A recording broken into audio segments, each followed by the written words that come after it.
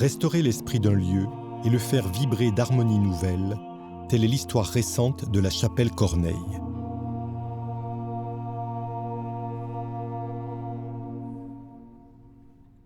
À la fin du XVIe siècle, catholiques et protestants s'affrontent dans une succession de guerres de religion. Pour reconquérir des fidèles, l'archevêque de Rouen décide de faire appel à un ordre religieux fondé depuis peu de temps et déjà réputé pour son enseignement, les Jésuites. En 1604, un collège ouvre ses portes qui aura pour mission de forger une jeunesse brillante et respectueuse de la religion catholique. Au milieu de la cour actuelle, qu'on appelle la cour d'honneur, s'élève la statue de Pierre Corneille, en hommage donc à ce dramaturge fort célèbre en France, qui fut l'un des premiers élèves illustres de ce collège jésuite. Le succès du collège est tel qu'une chapelle doit être construite pour accueillir les élèves de plus en plus nombreux. La chapelle sera bâtie sur une parcelle de terre attenante au lycée. Mais l'exiguïté des lieux confère à l'édifice une orientation inhabituelle. C'est la première de ses particularités, la façade n'est pas tournée à l'ouest, mais au sud. Deuxième paradoxe, la chapelle n'a jamais été entièrement achevée. Il y aurait dû y avoir 2 autres chapelles latérales de part et d'autre de la façade. Et aujourd'hui, ce mystère nous est livré par des pierres dattantes. Et troisième particularité, c'est que de l'extérieur, nous ne soupçonnons pas, en fait, la monumentalité des volumes intérieurs. Ce qui nous frappe également depuis l'intérieur, c'est le côté très lumineux des espaces. La lumière pénètre grâce à des vitraux composés de verre blanc, presque transparent, à peine coloré. Et pourquoi ? C'est que la religion catholique veut rendre ces édifices particulièrement accueillants pour le fidèle. Autre caractéristique que l'on perçoit très bien depuis l'intérieur, c'est le côté hybride de cette architecture de la chapelle, puisqu'il y a à la fois des influences historiques locales que l'on remarque dans le système de voûtement sur ogive, et puis également des influences venues d'Italie qui matérialisent la première imprégnation du baroque en Normandie. Un certain nombre de monogrammes, c'est-à-dire des initiales pour faire simple, permettent de connaître les personnes qui ont aidé financièrement à la construction. Il y a des monogrammes qui évoquent le rôle de Marie de Médicis, le rôle également de Louis XIII, et pour l'achèvement du décor intérieur ont très certainement participé des grandes familles de parlementaires, et ces familles ont tenu à faire figurer leur blason dans le décor intérieur de la chapelle. Outre le financement indispensable à la concrétisation de la construction, il ne faut pas oublier les artisans qui ont mis leur savoir-faire et leur énergie dans ce chantier.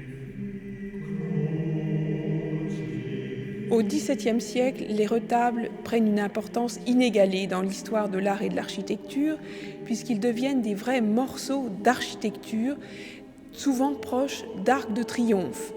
Le retable majeur de la chapelle Corneille en est un exemple tout à fait frappant.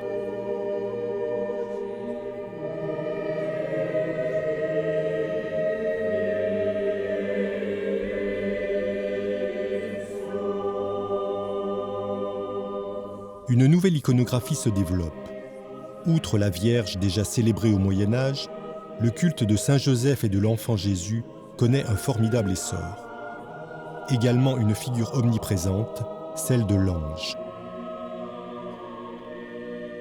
Il y a un ange tout particulier, c'est celui qui orne les consoles, qui cantonne les piliers de la nef, puisque cet ange à la fois nous regarde et nous pose la question de son mystère.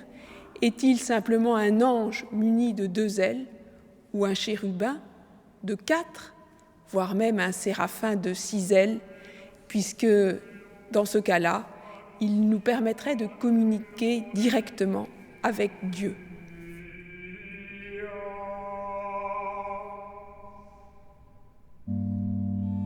La chapelle Corneille va lentement se dégrader au cours des siècles, connaissant de nombreuses vicissitudes. Ce n'est qu'à partir de 2003 qu'un grand projet de restauration de l'édifice et des décors voit le jour.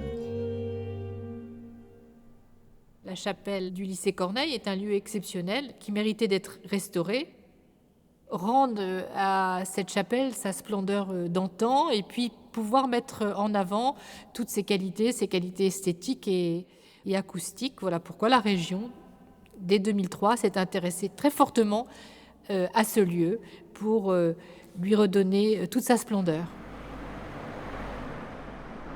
Il y a eu 3 phases de restauration. Il y a eu d'abord le clos et couvert, c'est-à-dire la couverture, les vitraux et certains changements de pierre. Ensuite, il y a eu les décors en pierre et marqueterie de marbre pour terminer sur les retables. Une fois ça achevé, on a lancé un concours de maîtrise d'œuvre. Au-delà des restaurations, un projet d'auditorium est soumis à des bureaux d'études. Le cahier des charges propose, entre autres, de compléter la chapelle par 2 chapelles latérales qui n'ont jamais été construites, comme en témoignent les pierres d'attente. Dès le départ, on s'est dit ça, c'est quelque chose qu'on ne veut pas faire, parce qu'aller construire, on va dire, une chapelle à l'identique de celle qui existe, c'est faire du pastiche et on ne se le sentait pas. Et donc a germé l'idée plutôt de construire dessous, de rentrer sur le côté et de venir installer un grand escalier qui est plus symbolique que fonctionnel et qui vient asseoir la chapelle. Finalement, en disparaissant, on n'existe plus finalement. Voilà, c'était un peu ça notre idée. Le cahier des charges incite, d'autre part, à offrir une réversibilité maximum du projet, c'est-à-dire que la chapelle doit pouvoir retrouver son aspect d'origine.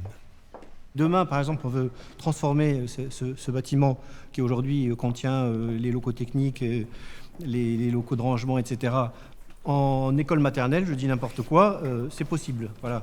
Donc de ce point de vue-là, c'est réversible.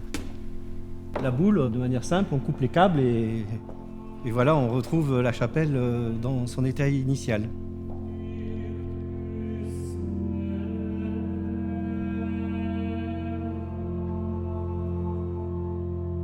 La chapelle du lycée Corneille a toujours été considérée comme un lieu très intéressant sur le plan acoustique par les musiciens, même si son temps de réverbération est un peu long.